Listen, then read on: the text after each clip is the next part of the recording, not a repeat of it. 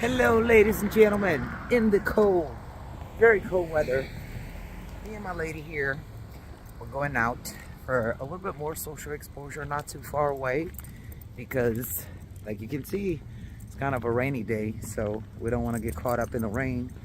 But there's a cafe over here, and I'm gonna see if I can get in with Miss Eris, see how she's gonna do in a social setting, in a enclosed environment with more smells and stuff. So let's see. In the meantime, working on manners over here.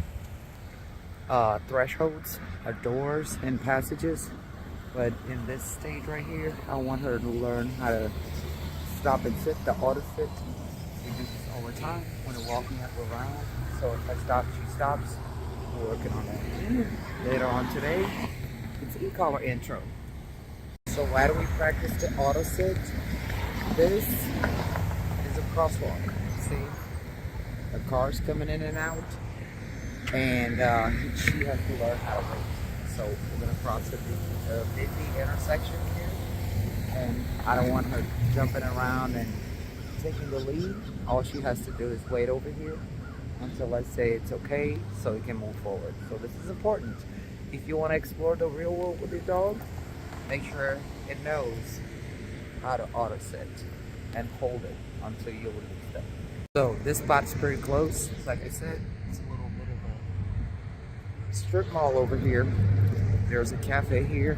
Let's see if me and my girl can get in. Not every place allows dogs, but direction there. I'm gonna give it a try with her. I think I've seen people with dogs here before, so we're gonna give it a try. See how my lady does. This was a very interesting experience. She did struggle for a bit. Actually, she did struggle for about 40 minutes. That's how long it took for her to surrender and lay down. But I'll post a video and you'll see. This is what we have to go through with dogs, right? Come on, baby.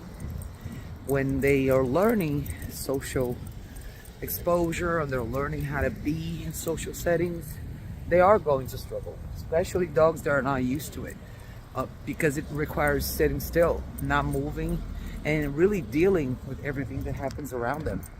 But she's fine. Look at her. We're going back now, but I'll post a video so you guys can see. This is the storm I was talking about yesterday, right? This is the uneasy feeling they get when they're in a different environment and they don't know what to do. They count on you to show them. With that said, she's not shaking, she's not broken. She went through it with me. This is another element that builds trust. So we have to do this all the time, because experience will always trample everything else. A lot of people, they misjudge dogs and they say they're all insecure. They're not. They're just not experienced. Yes, there are insecure dogs. That's not the case over here. She just lacks experience. So situations like that, because she struggles so much, it only means that we're gonna have to do it more often in the next few days. So, but it was good. You guys see in a bit.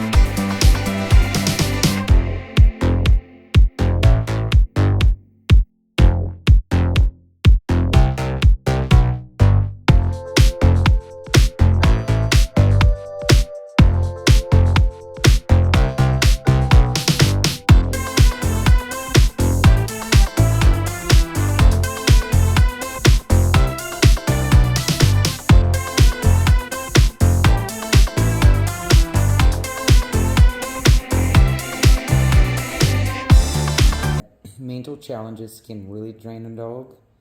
So we came back from the cafe and look at where she is. She's completely wiped. So I put her in a crate so she can relax and have her downtime before we do anything else. So this is important, people. Everybody thinks that dogs need to run all the time. It's all about the physical. It's not.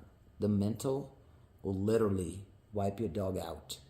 And for people that didn't see, we did a podcast on Wednesday. And look at her. Look at her in the background. She was laying there the entire time. And this is what we get when we work the dogs properly. You see her right there? That's my girl over here. It's her downtime now.